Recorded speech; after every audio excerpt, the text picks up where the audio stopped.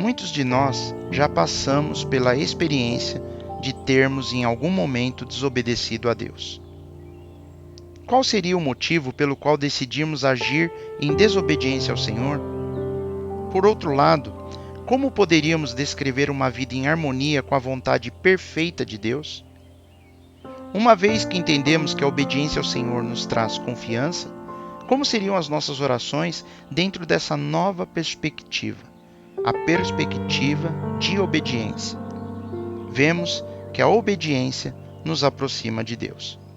Podemos ler no Evangelho do apóstolo João, no capítulo 15, versículo 7, da seguinte forma: Se vós estiverdes em mim, e as minhas palavras estiverem em vós, pedireis tudo o que quiserdes, e vos será feito. Jesus, aqui nessa passagem, está garantindo aos seus discípulos que se eles permanecessem com sua fé firmes nele e obedecessem a tudo aquilo que ele ensinou, eles poderiam fazer o pedido que quisessem, e isso lhes seria concedido. Aqui Deus está prometendo responder às orações de quaisquer pessoas? Claro que não. A questão são aqueles que permanecem firmes em Jesus e que a palavra de Deus esteja sendo a base de suas vidas e a estrutura que sustenta suas ações. Aí sim, vivendo dessa forma, podemos pedir o que quisermos e isso nos será feito. Essa é uma promessa incrível. Mas vemos que nas Escrituras, toda promessa sempre tem uma premissa, sempre há uma condição. Deus promete nos dar o que pedimos, se tivermos um relacionamento verdadeiro com Ele. O problema está em que muitas vezes nos iludimos na questão de que temos uma intimidade real com o Senhor quando não temos. É claro que uma pessoa que tem um relacionamento íntimo e honesto com o Senhor Jesus não irá jamais fazer qualquer pedido pecaminoso ou algo que vá contra as Escrituras. Mas antes disso, precisamos fazer 3 perguntas para avaliar se nós temos mesmo um relacionamento honesto com Deus. E a primeira pergunta seria: temos nos recusado a admitir coisas que fizemos de errado no passado? Quando nós seguimos o nosso próprio caminho, nós vemos que o nosso relacionamento com Deus é quebrado. Somos desonestos quando tentamos viver 2 vidas diferentes ao mesmo tempo, uma para Deus e outra para nós mesmos. Então, o que precisamos fazer? Podemos ler na epístola de 1 João, capítulo 1, versículos 8 a 9, da seguinte forma: Se dissermos que não temos pecado, enganamo-nos a nós mesmos, e não há verdade em nós.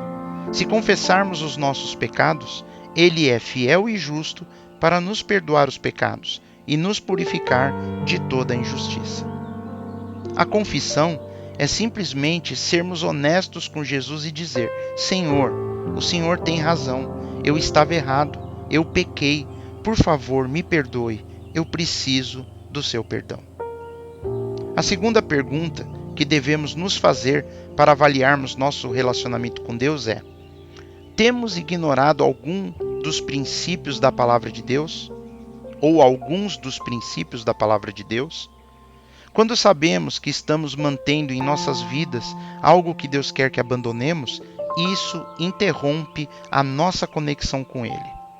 Podemos ler na primeira epístola de João, capítulo 3, versículos 21 a 23, da seguinte forma: Amados, se o nosso coração não nos condena, temos confiança para com Deus, e qualquer coisa que lhe pedirmos, dele a receberemos, porque guardamos os seus mandamentos, e fazemos o que é agradável à sua vista.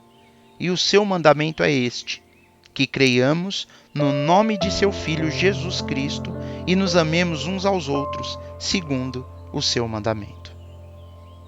Mas talvez pensamos em como poderíamos guardar todos os mandamentos de Deus.